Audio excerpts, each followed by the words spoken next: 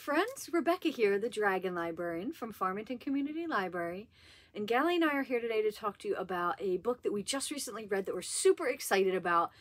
It's a book by an author that we really love, and it's one that kind of came by surprise to us. We didn't know she had written a new book, so this was a very exciting discovery for us.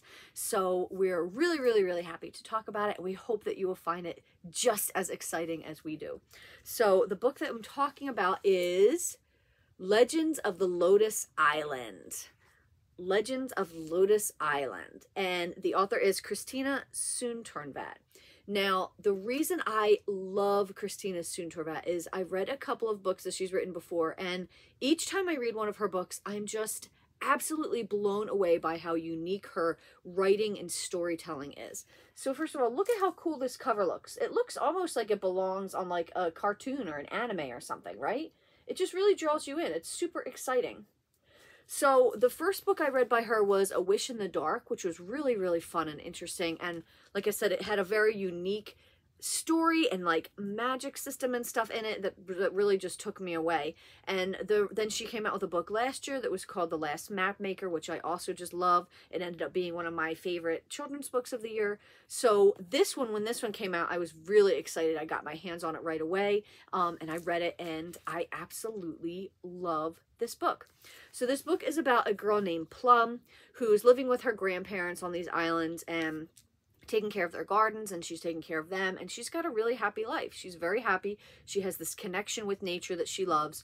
Well, then she discovers that she's actually been accepted to this guardian school on Lotus Island. So a guardian is actually a person with this special magical ability to turn into an animal that can then protect people and protect nature. So the guardian's job is to protect nature and to ensure that it's, you know, it keeps going okay.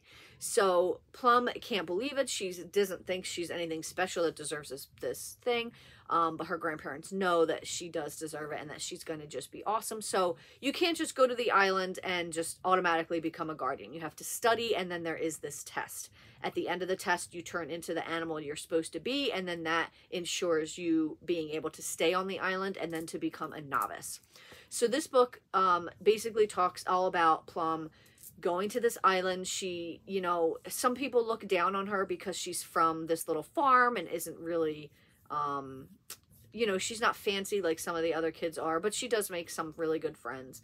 And it's about her learning all the stuff about the guardians. So there's 3 types of guardians. There's hand, there's heart, and there's breath guardians. So hand guardians are the ones that are really fierce and strong. They're kind of like the warriors. The heart guardians are the ones that are the healers. And the breath guardians are the ones that can help calm people's emotions. They're very chill, they're very relaxed. And I just thought that was such a really cool, that was just really cool. It was a cool aspect of the story that I really liked. It was different. I never heard of anything like that before. And there's also, of course, a secret and a mystery going on that Plum has to try to unravel. There is this, like, there are these ruins on the island that the teachers don't seem to want them to go near. And one of the students that bullies Plum keeps trying to get her to go. And there's just all these different things. She becomes really good friends with this loner kid who named Sam, who everybody looks down on because his family is super wealthy and they think he's stuck up, but appearances can be deceiving. And that is a big part of the story, is about how appearances can be deceiving. And, you know, sometimes things are worth a second look, right? Even if you think they might not be. Another thing I really liked about this book is there are really cute little illustrations scattered throughout the story, which was really fun. I really like that. The beginning of each chapter has an illustration, but then there are also just other illustrations throughout, which are really nice. The other thing about this book is this is like one of the shortest books ever. When I first got it from the library, it was so little, I thought it was maybe a graphic novel, and I had mistaken it for something else, but it's not. It's just literally a book. It's like 150 pages. So I think that's important to mention for a couple reasons. I read it in like a span of 2 hours. I just blew through this book because I was excited and because it was good, and also because it was very short. So I think if you are a person, if you're a young person that really loves fantasy, that really loves new adventures, and you're looking for something that's unique, a story that you've like never heard of before, you're going to absolutely love this.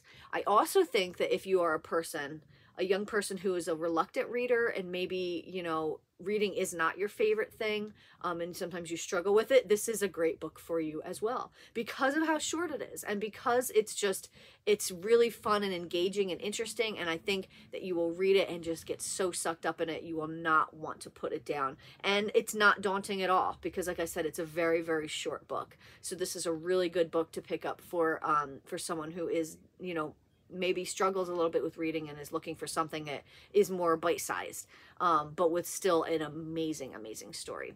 So give this one a shot. If you like fantasy, if you like adventure, if you just like really well-written stories, everything by this author is amazing. And this one in particular is super fun, and I'm very excited about it. Legends of Lotus Island. Well, that's what we've got for you guys today. I hope that this book sounds really fun and exciting, and that you're just as excited to read it as I have been to talk about it. If so, please feel free to come check it out from Farmington Community Library, and let me know what you think of it. Thank you so much for watching, my friends, and have a wonderful rest of your day.